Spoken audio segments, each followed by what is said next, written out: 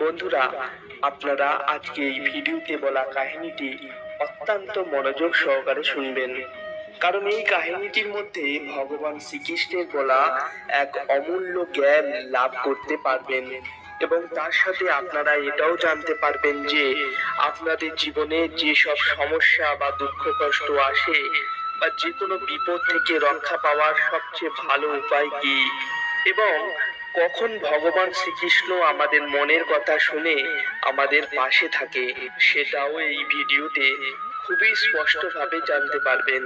তাহলে চলুন দেরি না করে ভিডিওটি শুরু করা যাক।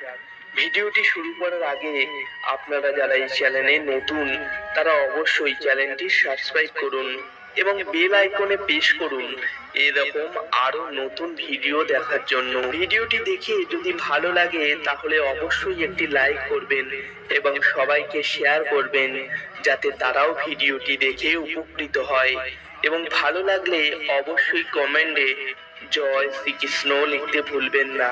এবার এক মনে শুনুন এই কাহিনীটি। বন্ধুরা, শ্রীমদ্ ভগবদ গীতা হলো ভগবান শ্রীকৃষ্ণের মুখ নিঃসৃত বাণী। গীতায় রয়েছে আমাদের জীবনের সকল প্রশ্নের উত্তর। তাই আজকে ভক্তের কাহিনী শোনার পর আপনারা শ্রীমদ্ ভগবদ গীতার মহিমা সম্পর্কে আরো একবার অবগত হবেন, এবং তাই খুব মনোযোগ সহকারে ভিডিওটি দেখুন ও শুনুন। হরিয়ানার যমুনা নগরের এক ভক্তের জীবন কাহিনী আমি আজ আপনাদের সামনে তুলে ধরব। আজ থেকে 22 বছর আগে মাঝে সাঝে শুধু ভগবান শ্রীকৃষ্ণের দর্শন করতে মন্দিরে যেতেন, তবে তিনি কখনো গীতা পাঠ করেননি। তিনি শুধু মন্দিরে যেতেন, ভগবান শ্রীকৃষ্ণের দর্শন করতেন আর বাড়ি ফিরে আসতেন। তারপর একদিন তার গ্রামের বাড়ি থেকে মা ফোন করে তাকে জানালেন তার বাবার এক গম্ভীর রোগ ধরা পড়েছে, যার চিকিৎসার জন্য অনেক অর্থের প্রয়োজন।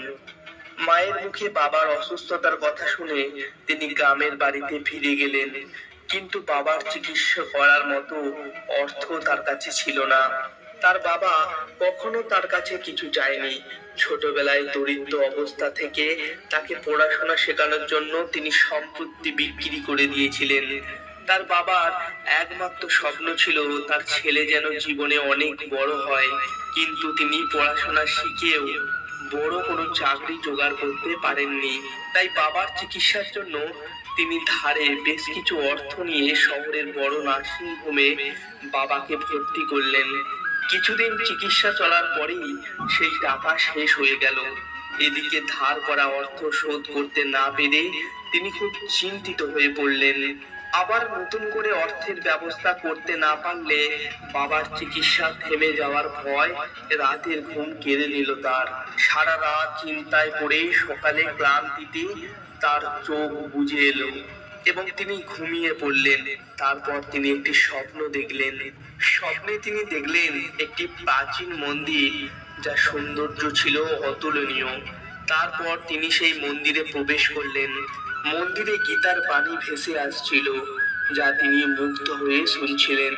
তারপর তার কাঁধে একটি হাতের স্পর্শ অনুভব করলেন এবং তার সাথে সাথে তার শরীর হালকা হয়ে গেল, এবং সেই হাতটি তাকে আশীর্বাদ দিয়ে বলল, সর্বদা নিজের কাছে গীতা রাখো, তোমার জীবনের সকল সমস্যার সমাধান তুমি সেখানেই পাবে। তারপরে যেই তিনি মুখ ঘুরিয়ে পেছনে তাকাতে গেলেন, তখন তার ঘুম ভেঙে গেল।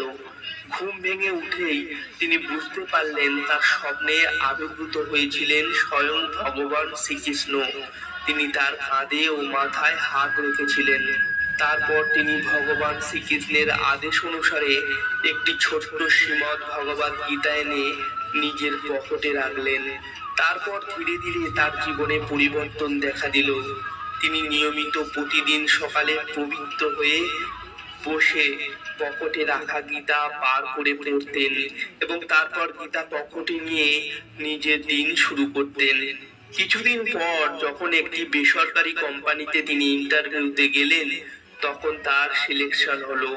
তারপর তিনি বাবাকে বোম্বের একটি বড় নার্সিং হোমে নিয়ে চিকিৎসা করালেন। তার বাবা সম্পূর্ণ সুস্থ হয়ে গেলেন তারপর যখন তিনি নিজের কর্মজীবনের শিখরে পৌঁছালেন, তখন তার বাবা ছেলেকে জীবনের অনেক বড় করার স্বপ্নটি সার্থক হতে দেখে পূর্ণ তৃপ্তির সঙ্গে বয়সকালের শেষ নিঃশ্বাস ত্যাগ করলেন। তার কয়েক বছর পর যখন তার মাও পরলোক গমন করলেন, তখন তার অর্থের প্রতি সম্পূর্ণ মায়া মোহ কাটিয়ে সবকিছু ছেড়ে ছুড়ে বৃন্দাবন চলে এলেন এবং তার বাকি জীবন ভগবান শ্রীকৃষ্ণের চরণে সমর্পণ করলেন। আর আজকের দিনে তিনি বৃন্দাবনে একজন সাধু হয়ে বৃন্দাবনের পথে ঘাটে ঘুরে সবাইকে শ্রীমদ্ ভগবদ গীতা নিজের সঙ্গে রাখার পরামর্শ দেন।